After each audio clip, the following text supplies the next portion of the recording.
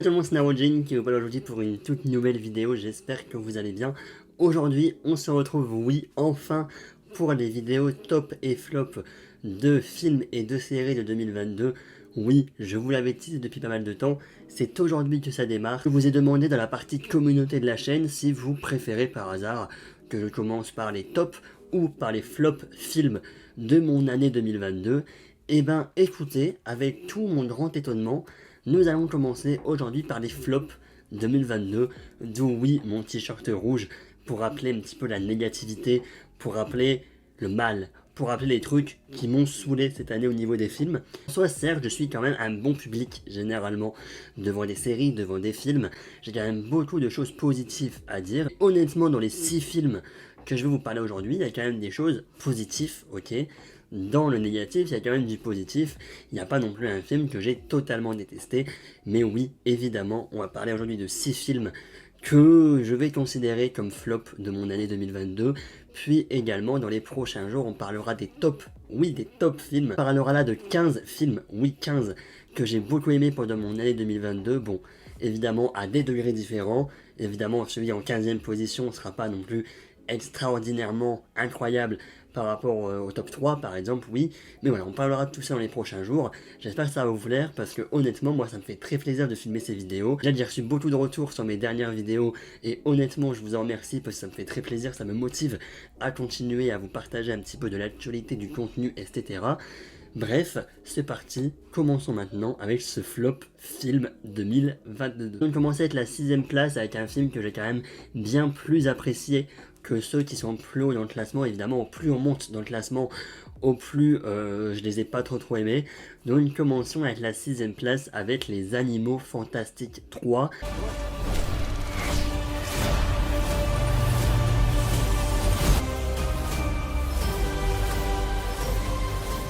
Et en général, effectivement, c'est pas non plus une franchise que je trouve incroyable, même si, je vais vous dire la vérité, j'ai pas vu tous les Harry Potter, oups, ça y est, c'est le sacrilège, vous allez tous partir, vous allez tous vous désabonner, ça ne va pas. J'avoue que j'ai pas vu tous les Harry Potter, donc je peux découvrir un petit peu cet univers magique avec les animaux fantastiques, que je trouve encore une fois assez agréable à regarder. Voilà, je pense que la licence devient réellement une licence à argent, si je peux me permettre, et même en général, voilà, quand on regarde le titre, Les Animaux Fantastiques, Les Secrets de Dumbledore, Les Secrets de Dumbledore prend quand même une très grande place, tandis que Les Animaux Fantastiques est vraiment tout petit, hein. Donc, en fait, la communication autour du titre était le fait que ça y est, ça parle de Dumbledore, il y a Dumbledore dans le titre, Dumbledore égale Harry Potter, donc forcément, il y a Dumbledore dans le titre, les gens y vont, et malheureusement, on ne sait même pas actuellement s'il y aura un 4ème et un 5ème film. Et de base, 5 films de prévu. Si vraiment ça s'arrête là maintenant au bout du 3ème, ce serait un peu une saga, une licence qui serait un peu partie à la poubelle comme ça. Mais je ne serais presque même pas étonné au vu du non-succès en fait du 3ème opus finalement. Voilà, ils ont misé sur Dumbledore, ils misent plus sur la saga Harry Potter que les Animaux Fantastiques en lui-même. Animaux Fantastiques 3, honnêtement, c'est pas trop ça. Après, oui, j'ai vu des critiques également du fait que ça y est, Grindelwald, c'était plus Johnny Depp. Pour le coup, c'est pas quelque chose que je vais considérer dans mon avis. Le nouvel acteur qui interprète Grindelwald, je l'ai trouvé vraiment bon dans le rôle. Oui, certes, Johnny Depp va peut-être un petit peu manquer en tant que Grindelwald, mais je vais pas non plus prendre en compte dans mon avis. Voilà, il est en 6ème position, ça veut dire qu'en soi, je l'ai quand même beaucoup plus apprécié que les autres. Et j'ai quand même passé un bon moment, mais sur le coup, et malheureusement, ce sera pas un film qui va rester dans ma tête très longtemps. Déjà que maintenant, je l'ai déjà oublié. Triste à dire, hein. Ouais. Passe en 5ème position avec un Pixar. Oui, c'est dommage, il y a eu 2 Pixar sortis cette année, l'un qui est Alerte Rouge, qui est sorti donc sur Disney+, et le premier Pixar qui ressort au cinéma depuis quand même pas mal de temps.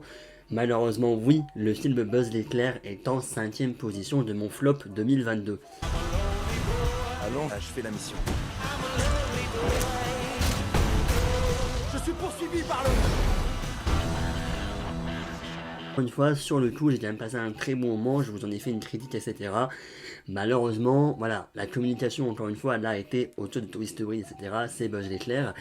Malheureusement, j'ai quand même trouvé qu'il manquait quelque chose, finalement, au film. Je l'ai trouvé même presque moyen, voilà, sur le coup, très bien, hein, mais en y réfléchissant, il était quand même assez moyen, il n'y avait pas trop de références non plus à Toy Story. Se dire que le film Buzz l'éclair qu'on a vu donc en juillet 2022, c'est le film qui a donné envie à Andy d'acheter son propre jouet Buzz l'éclair. Bon, j'avoue, moi honnêtement, ce qui m'a manqué, ce serait un petit peu d'aventure, un petit peu d'exploration, puisqu'en fait la planète qu'on voit, c'est la même planète du début à la fin. Les personnages sont cool, la VF ça va encore, mais voilà, le côté un petit peu plus manque de paysage, un petit peu manque de planète, manque d'exploration. La fin est un petit peu, honnêtement, bon, le plot twist de fin, c'est quelque chose qu'on peut voir assez régulièrement, j'ai un peu l'impression. Est-ce qu'il y aura un 2 ou pas, j'en sais rien, j'avoue que le box-office a pas été non plus énorme, et encore une fois, je peux clairement le comprendre. Bon, écoutez, c'est assez dommage, honnêtement, pour quand même une licence comme Toy Story, pour un personnage comme Buzz l'éclair, mais un personnage qui, je trouve, a davantage son âme dans la licence Toy Story que là dans un film Buzz l'éclair qui est quand même assez oubliable. C'est oui, il est sorti au cinéma, mais il est assez oubliable et malheureusement, oui, le film est beau, forcément, c'est un film Pixar, c'est un film en 2022, mais même si tu le compares avec des Pixar comme Coco, comme Lao par exemple, même, oui, bon, le côté émotionnel, on l'a beaucoup plus ressenti dans d'autres Pixar. Là, malheureusement, c'est censé être plus un film d'exploration, une exploration qui pour moi a quand même vachement manqué dans ce film. On arrive en quatrième position avec cette fois-ci un film Netflix, oui, L'école du bien et du mal. Je vous en ai fait une critique également sur la chaîne. Et bah honnêtement, là par contre, j'avoue que même en sortant de la séance, enfin la séance, bon, en sortant de ma télé quoi, en sortant du salon, même moi je savais même pas si j'avais aimé ou non le film parce que c'était quand même quelque chose avec un bon potentiel, honnêtement. Encore une fois, le côté royaume et le côté école, un peu Harry Potter, un peu Poudlard, du fait que Agatha donc est une sorcière mais qui va dans l'école du bien et Sophie qui est donc censée être une princesse avec les couleurs un peu blanches, etc. Pure, tout ça, bref, le paradis, mais qui part à l'école du mal. Le potentiel était très bon. Malheureusement, au niveau des effets spéciaux, au niveau un peu du kitsch et de l'histoire en général, j'avoue que ça va pas transcender. Emprise du mal. J'adore être comme ça.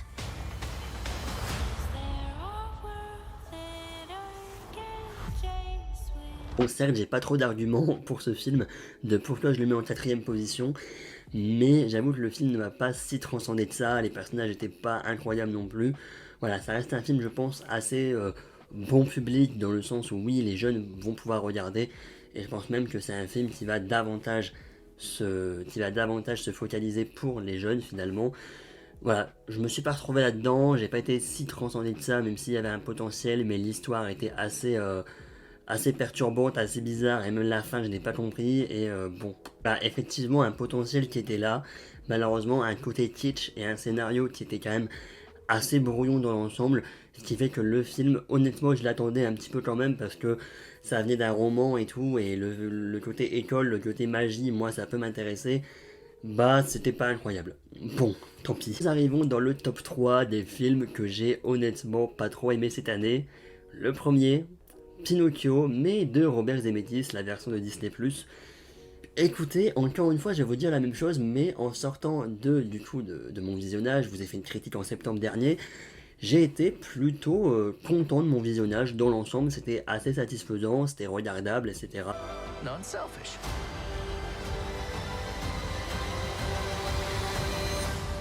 You will always be my real boy. Encore une fois, ça va pas rester en mémoire, et encore une fois, il manquait quelque chose. Il manquait la magie qu'on peut retrouver dans le film classique Pinocchio. Là, certes, c'est un film live action, mais c'est clairement un copier-coller. Les musiques, certes, étaient cool, mais moi, la deuxième partie du film, j'ai pas été transcendé encore une fois. Il y avait beaucoup trop de facilité scénaristique, beaucoup trop de pourquoi, voilà, il manquait une âme, il manquait finalement une poésie, et en fait quand tu regardes le film, tu as juste l'impression de voir le Disney original, donc de 1942 si je me trompe pas, si je ne m'abuse, voilà, il manquait quelque chose, il manquait une âme, et honnêtement, certes j'ai bien aimé sur le coup, mais là maintenant c'est pas un film que je vais revoir. En fait je pense que mon avis a surtout changé après avoir vu la version de Guillermo del Toro, qu'il a proposé une âme, qu'il a proposé une créativité, une originalité en plus. Ce qui fait qu'en fait, je trouve pas le bon mot pour décrire le Pinocchio de Robert Zemeckis, mais qui pour moi en fait est assez fade et représente un petit peu, ouais, juste le Pinocchio de 1942, juste avec des acteurs et des humains, quoi, et un Pinocchio qui est, voilà. En fait, voilà, c'est juste que Guillermo del Toro a clairement fait une très belle créativité, une poésie, du stop motion, etc. On en parlera évidemment dans les 15 films, hein, vous vous en doutez. Voilà, il a tellement fait quelque chose de beau finalement, de notre cher Guillermo del Toro, pour réadapter un Pinocchio, qu'en fait oui, je pense que la version de Robert Zemeckis c'est une version un peu trop simple, une version un peu trop classique. Voilà, il manquait quelque chose, il manquait une âme, et du pour toi, il est malheureusement en 3ème position des films que j'ai moins appréciés cette année. Disclaimer au milieu de la vidéo, certes, j'aurais dû le dire au début, mais voilà, ça reste un avis totalement personnel. Je peux comprendre que des gens ont apprécié Les Animaux Fantastiques 3, ou encore Buzz Lightyear, ou encore donc L'école du bien et du mal, ou maintenant Pinocchio. Voilà, je peux comprendre que vous aimez les films que je parle, hein. C'est un avis totalement personnel, d'ailleurs je peux même comprendre qu'il y a des films que j'ai mis dans mes tops que vous n'avez pas aimé par exemple. Voilà, je peux comprendre totalement. Là, évidemment, je l'ai même pas dit au début non plus, mais dans ce top, spoiler alert, on va pas retrouver du Morbius, on va pas retrouver du dernier Jurassic World, qui sont quand même des films qui ont été vachement bien critiqués dans le monde du cinéma, parce que c'était nul apparemment, mais j'ai pas vu les films, donc pas de publicité mensongère, je ne vais pas non plus vous parler de films que je n'ai pas vus, plutôt Avatar 2 que je n'ai toujours pas vu, et que malheureusement pour le top, je ne l'aurais pas vu, donc on ne parlera pas d'Avatar 2 dans le top, ni dans ce flop, vous vous en doutez bien. Mais voilà, en tous les cas, on parle vraiment des films que j'ai vus. Il y a évidemment des films en 2022 que j'ai pas pu voir, que je vais me rattraper en 2023. Voilà, faire un peu des visionnages 2023, des visionnages 2022 en même temps pendant cette année. Résolution, se rattraper un petit peu dans les séries, se rattraper un petit peu dans les films, et vous proposer encore pas mal de contenu. Oui, on arrive en 2ème position, et là, même encore maintenant, j'hésite entre la 1ère et la 2ème place. En fait, sachez que les 2 films que je vais vous présenter, il y a un film où j'avais des attentes. Et mes attentes n'ont pas été respectées, malheureusement, tout pour toi il est là, hein, clairement. Et le 2ème film, j'avais pas d'attente, je comptais pas aller le voir, juste j'étais avec mon ami, on s'est dit, est-ce qu'on va au cinéma? Oui. On a vu ce qu'il y avait, on s'est retrouvé dans cette salle de cinéma pour voir ce film. Et j'ai failli vous faire une critique tellement c'était nul. En fait, j'avais pas d'attente. En fait, d'un côté, il y a un film que je mets dans cette vidéo parce que j'avais trop d'attentes et j'ai été super déçu. Et de l'autre, un film où j'avais pas d'attente et en fait, c'était nul. Et en fait, je suis obligé de le mettre ici. Bref, bon, c'est parti. 2ème position. J'hésite encore maintenant. 3, 2, 1. Victor, prends ta décision maintenant. 3, 2, 1. Ok. En 2ème position, je mettrai le film Thor Love and Thunder. Ok, j'ai décidé, je mets Thor Love and Thunder en 2ème position. Parce qu'en fait là je viens de réfléchir et finalement Thor Love and Thunder, même si je le critique depuis sa sortie, même si j'ai pas du tout aimé, il y a des choses qui peuvent être quand même positives. Pour un premier film où je trouve rien de positif, donc bon. Thor Love and Thunder, donc évidemment film du MCU, et ça me fait très mal de mettre un film du MCU dans mon flop de l'année. Mais malheureusement, voilà, j'ai beaucoup aimé Thor Ragnarok et je me suis dit on sera dans la même lancée. Thor Ragnarok qui a pour moi réussi à mêler l'humour et l'action quand même. Il y avait Hulk également qui était quand même très cool, le fameux Hulk d'avant Endgame et avant Professeur Hulk et avant She-Hulk. Bref, bah là malheureusement oui, on se retrouve avec un Thor Love and Thunder. C'était pas ouf.